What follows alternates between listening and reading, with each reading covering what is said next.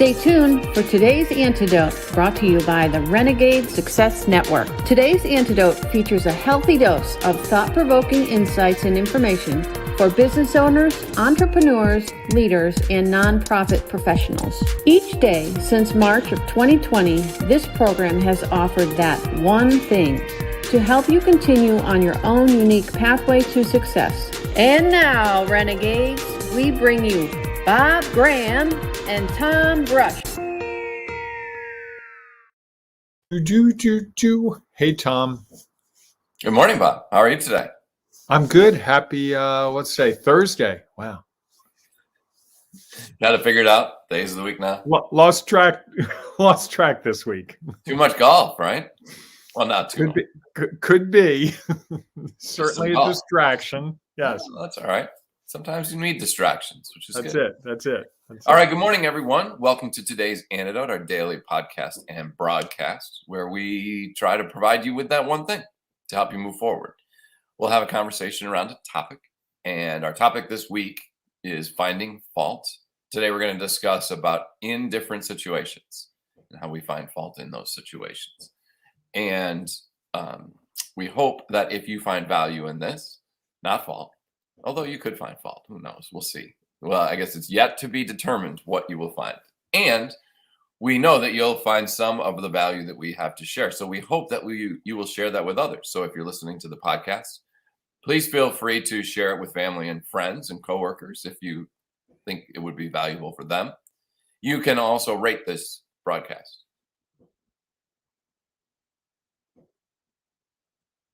You can also rate this broadcast. Oh, I'm sorry. I'm so sorry. Folks, we would love you to review us at 5 stars. I totally checked out. I had my National Day description and I needed to get to it. And I realized I didn't have it up on my phone. So forgive me. You're doing a beautiful job, Tom.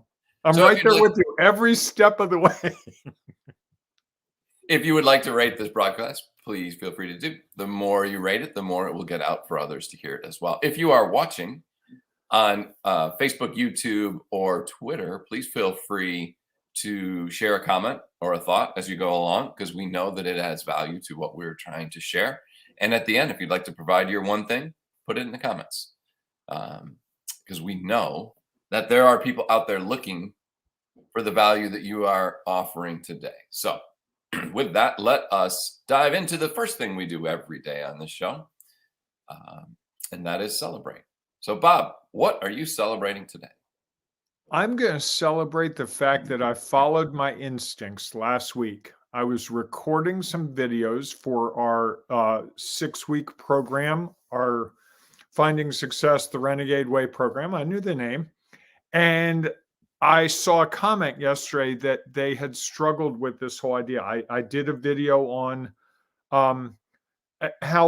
where do you feel things when, I forget, you did this, Tom. What was it? Where do you feel things when what happens? What was the prompt? I don't remember. Now, when you're overscheduled. That's it. Where do you feel? And it was a gut decision. It wasn't something I would normally do, but I felt like when I'm overscheduled, I feel it. It's in my neck. It's in my chest. It's in my gut, And I thought, I'm probably not the only person. I'm going to make that available to everyone, see if they can get in touch with those feelings with the hopes that they can start to affect them. And it was not something you and I really discussed at all. And I was like, this is not going to be good. Tom's not going to like this. Oh, boy. And lo and behold, I went with it. And I saw a comment from you yesterday because you've been going through the program and it seemed like it actually helped you. So long story short, I'm celebrating the fact that I followed my instincts in a way that often I can talk myself out of, which I think applies to finding fault. I think normally what I do is I find fault in my instincts. Correct. So that's what I'm celebrating. Good celebration. I like that celebration. And I'm going to celebrate the discovery that I found going through today's day 18 of our 6-week program was, one of the things I've chosen to do, even though people can choose to do it, whatever is best for them, I've chosen to do mine first thing in the morning, to pack my day pack so that I am ready to go. And what I've discovered over the last couple of days, and this is a semi-stressful week for me. I've got a big lacrosse tournament on the weekend that I'm trying to get scheduled. And this weekend, every year, there's never enough officials because there's a million other events going on. Just so people who may not know, Tom schedules the officials for every game. So you have to have, is it 2 or 3 people at this level? 2 people. Okay, so 2 people for how many games roughly this weekend? Well, we have 30 fields, and they run Saturday from 8 to 5 and Sunday from 8 to about 2. So that's a minimum of 60 officials.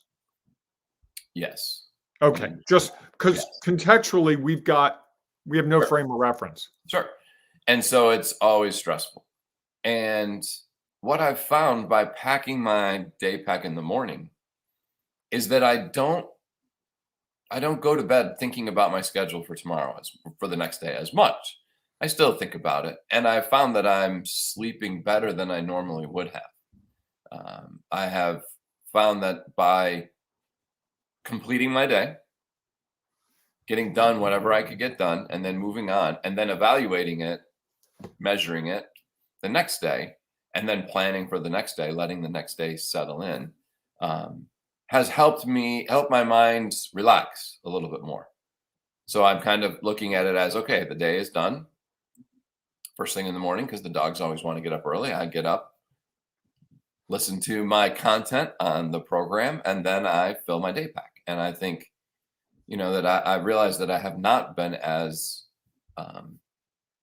awake at night as I typically would have been in the past. So, and I've been also able to let it go a little bit, go to bed and be like, all right, I can't do anything more tonight.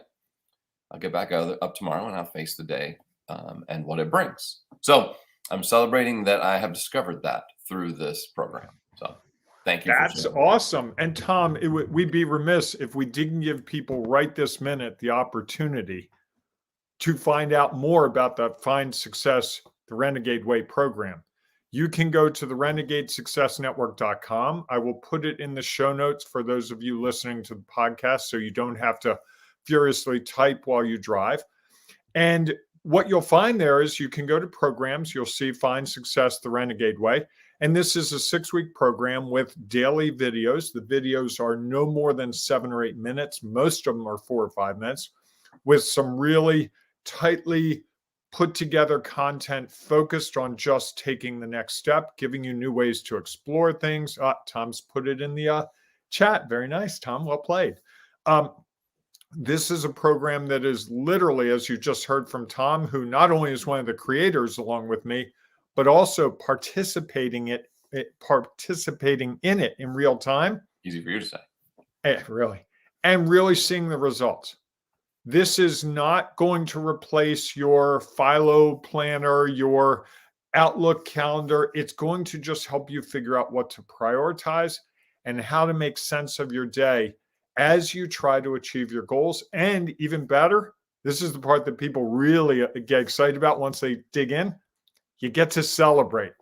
Every day you get to have a celebration. So if you're one of those people, it's Thursday and you're like, oh, it's the 4th day of the week. I can't take it. I just want to go to sleep. This is so hard. We've found a way to make it possible for you to celebrate the steps you take each day, regardless of whether they are the greatest steps in the world or the most horrible steps in the world. It will work. So if you want more, go look for that. The other thing you can do is you can ask Tom and me. We'll be happy to discuss it with you and talk you through it in more detail. And if you tell us your situation, we'll be happy to tell you how it might work for you or, frankly, how it might not. There you go, Tom. How's that? And now our national celebration. Yes. So what are we celebrating nationally today? This is going to require responsibility on the part of men. It is National Men Make Dinner Day. So men are supposed to make dinner in their households. Many men already do this, but if you are a man who does not make dinner in your household, ding, ding, ding, here are the rules. If you're going to make dinner, there are rules to this, yes. You have to have a minimum of 4 ingredients, and it has to require at least 1 utensil other than a fork. 4 ingredients or more, a utensil other than a fork. The man has to do the shopping for all the necessary ingredients. So if you're going to make tacos, you're going out, you're buying the tacos, you're buying the avocado, you're buying the shells, you're doing all that. The men are supposed to clean up as they go, and aprons are optional. Interesting. It's funny that they're optional. I can hear a collective groan among our audience right now. Like, really, dude, that's the day you picked for today? But imagine the surprise on your significant other's face when you come home with all the fixings to make a lovely dinner, and she might say, oh, but I was going to make, no, it's on me. You just sit back for a little while. I will make lovely tacos. I will make whatever it is, mac and cheese. Doesn't have to be exotic, right? Correct. And it could be. So does this qualify? One of our household's favorite movies is Elf. Okay. And I'm trying to remember the 4 ingredients are like syrup, sugar, something, and candy corn. Yes. Right? Yes. Does that qualify? You could go out and buy it. I think it would, as long as it requires 2 utensils or a utensil other than a fork. So use a spoon. You could use a spoon. You could use chopsticks. Tom will be putting his recipe idea in the chat later this morning. So what happens if you have food delivered from one of those services? That wouldn't be the man going out to purchase it, to acquire it. Okay. So I would still have to go out and buy something. Yep. Will you be participating in that tonight, Tom? Absolutely. It's a national day. Why wouldn't I celebrate? I am not near my wife, and she would love it if I cooked more. So as soon as I'm in proximity with her again, I will make sure that I follow up on this. And it doesn't say that. I don't remember hearing in the rules that you had to make it for someone else. You can make it for yourself. Well, I've been making dinner for myself most nights. There you go. So you do make dinner, even though you said you didn't. I see a great comment, Tom. I'm trying to figure out who said it because it's you want. While you think about that, here's my other. I'm not thinking about it. I'm trying to figure it out. I'm not thinking. I'm not like some savant. Well, what happens if there are no men in the house? I guess you have to go out to eat. That would be Gene with the lovely comment. So please put that comment up because it's one of the better comments that we've had. This is somebody who's really paying attention, so I appreciate it. It's probably because they're in the doghouse for not celebrating Housewife Day yesterday. Yes. It is funny how those two are right next to each other. Maybe not funny, but coincidental. Nah. The other thing is, what if there are multiple men? Do you just cook together? Tom, you're shading this way many more ways. I get a little listing of all the things, and there's like a paragraph or two. I don't have all the like nuances worked out. You seem to want to really fixate on the little details. Well, broad brush strokes. Details are when we start talking about finding fault. Okay. Well, here's my other question about that. Here we go. The only reason I asked is because this is the first one that has had rules. I don't remember any other one being like, here are the rules you have to follow to celebrate. Well, but the rules are good because otherwise someone would be like, here's your bowl of cereal. So I think the rules actually are very helpful here. 4 ingredients. So pasta, tomato sauce, and ground beef. Nope. Add Parmesan cheese. You're in the game. Hey, now. I can use a spoon with that to stir the pasta, and then I can serve it. Now, I could up my game and make a lovely salad or make some sauteed spinach or some broccoli. Look at you. Yeah, look, Tom's saying, hey, I got to come to your house. Yeah, those aren't really the things that I like to eat, so I'm not sure I'm coming. Anyhow. Not a vegetable guy, are you? Not a big vegetable fan, let's say. I find my ways to have them usually not cooked. Okay. All right. Shall we move forward? Because I think people will be finding fault with us in this situation that we've now dragged this out 15 minutes and they want to know about finding fault. We're talking about National Men Make Dinner Day. There was a lot of discussion around, I would imagine that if you are the male who did not celebrate National Housewife Day, there was some finding fault in others going on in some households and maybe even in ourselves. Yeah. And so this is what happens sometimes when you sometimes have to, if someone believes you have finding fault and you can't, and you actually are at fault, then you have to do something about it. So there's Right. There's part of that that adds value in there, I believe. So today we're talking about finding fault in situations Like this one. like this one. Tom, what are your thoughts on finding fault in situations? When this came up, I was, when I first was looking at this and thinking about it, I was struggling to think about like, what is the conversation within that? And again, which is sometimes these things just happen and it's weird.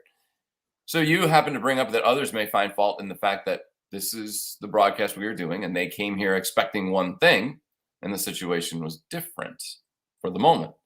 And so they might be like, well, the show doesn't have it for me today, so I'm going to check out. And they'll be like, yeah, I didn't see the value today. It's kind of like finding fault. And I think so often finding fault in situations, it comes from, again, it goes back to what are our expectations. And I think that so often we see something, and based on our knowledge, experience, and perspective, we make assumptions about what that is going to look like. You could go to a movie, or you go to let's use this. You go to a conference.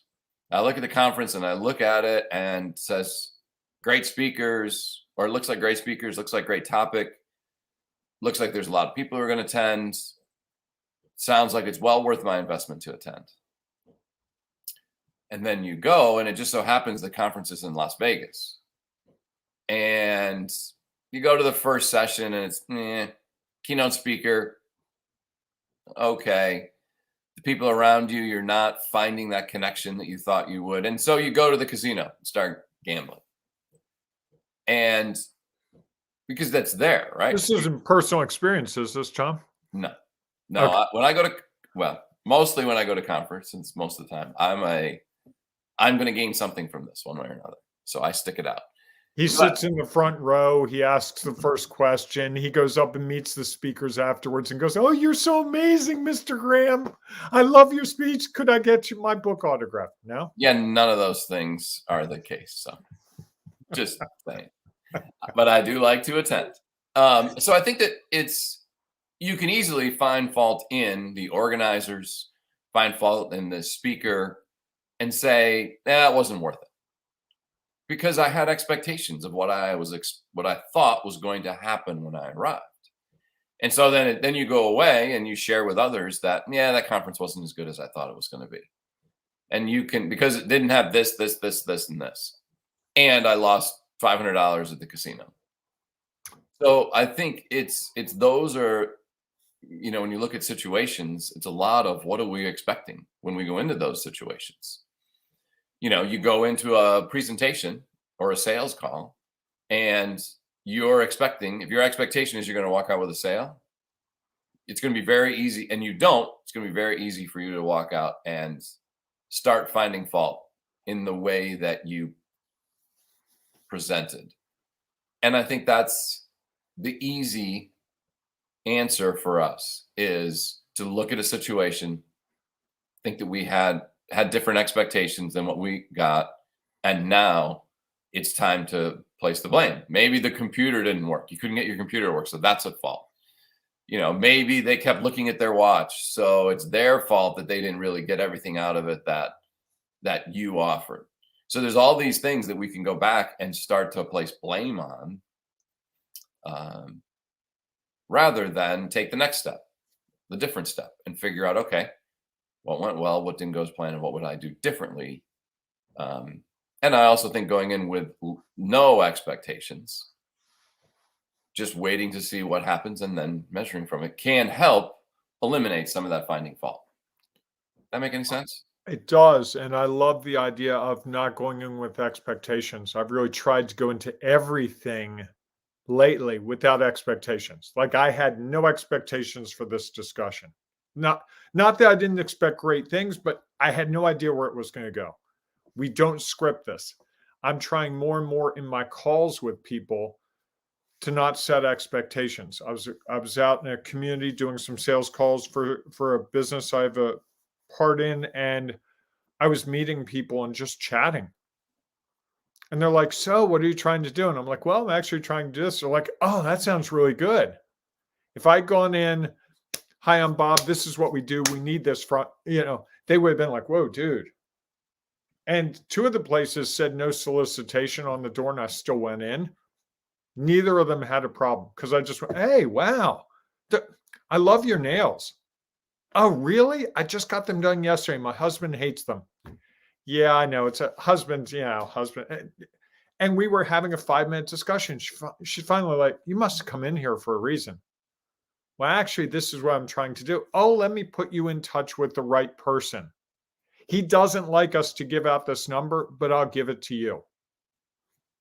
That wasn't my expectation at all. My expectation was just, let's go in and meet the people and see what might work. And I think that's hard to do. It's one of the things that you and I talk about a lot with people about building the relationship. Right. And I think this whole idea in finding fault in situations is really a key. When you find fault in a situation, you're saying, I demand it to go a certain way. And the minute you impose that demand, I think you scuttle, there's a nice verb, scuttle many of the opportunities that could be possible. There are times when I think I'm doing a sales call, but I end up talking to the person and they refer me to be a speaker. There are times that I'm doing a call that I think I might be a speaker and the person tells me about a great book that I've never heard of. We do the 15-minute laser solution sessions.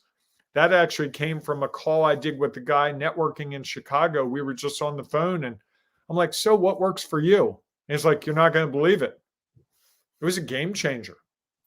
I expected to go into that call. That was one of those calls where it's like, "Oh, I said I'd do this call. What was I thinking?" It was one of the most valuable calls I've ever done. No expectation. So I think if I had to have my one thing regarding finding fault in situations, I would say let go of the expectation.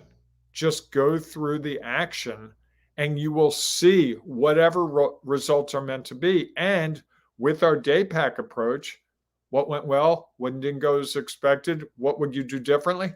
No matter what comes from it, you have the opportunity to learn and grow. And Sure. that's really the key to me. How Yeah, about you? I would add to that I think when we're in a situation and we start finding fault, we lose the opportunity. I don't know that you lose it, but it's a lot harder to get to the next most important step, which is what do we learn from it, right? If Yep. there have been times when I've sat through presentations, been like, oh, there's no value in this whatsoever. It's kind of like your call. And some people would get up and leave and miss what might have been a unbelievably valuable tip right at the end that made sitting through a 45-minute presentation worthwhile. Then being able to then walk away and say, wow, I'm glad that I did that. Or you hear the whole presentation and it doesn't impact you right now. So instead of letting it simmer, you find fault and then you try to move forward, which is hard to do. You just move beyond it. You don't let it percolate and then at some point be like, hey, wait a minute. I was at this presentation and this person was talking about this. This now resonates with what I am now dealing with. And I think that's a little bit about, if people walked in and said that this show didn't make any sense and they weren't sure why we were talking about all that thing we were talking about at the beginning, some point down the road, they may find that and they'll be like, well, wait a minute. Weren't those guys talking about that one day? And so the value comes. You mean maybe I should make dinner for my wife and the family tonight and get out of the doghouse? That might be a valuable discussion. Maybe that there's more to making dinner than just 2 elements. Maybe there's got to be 4. Yeah. Maybe they need more than one utensil. I think those are just things that we store if we're willing we store away for when we're like, recall and I need that. If all we do is find fault in it, I can almost guarantee you will never go back and leverage that information that is stored there, because all you can do is associate it with some sort of fault or something with no value. Yep. I like it. All right, Wrap this everyone. puppy up, Tom. Send people home with a marvelous message. All right, everyone. Thanks so much for joining us today. We hope that you found some value, not fault, in our show today. And because it is just what is real. So if you have some comments, please feel free to share your one thing about finding fault in situation in the comments, or you can share it inside our Ring of Renegades Facebook group. If you're not yet a member, it's easy to do. What's wrong with you? Are you finding fault in them for not joining? You are free to make your own choice. I have no expectations, but I'd love to see you in that group. And just so you know, it's an exclusive group, a private group, because we want to bring the people together who are dedicated, committed to openly and honestly sharing what's going on with them so they can help themselves and help each other take those next steps on their own unique pathway towards success. Awesome. Good job. All right, everyone. That's it for today. We hope that you go out and have a great day, and that we will see you tomorrow morning at 8 a.m. Eastern time for our next edition of today's Antidote. Take care. Hey, embrace the renegading you. It is worth it. Trust me. Trust you. Nice addition. All right. Take care, everyone. Thanks for listening to today's Antidote, powered by the Renegade Success Network. The Renegade Success Network helps you confidently create your own unique pathway to success. To learn more about the Renegade Success Network and how you can take your next step, follow us on Twitter, connect on LinkedIn, or join the Ring of Renegades Facebook group. For full details on how you can join our community, go to renegadesuccessnetwork.com. Embrace the renegade in you.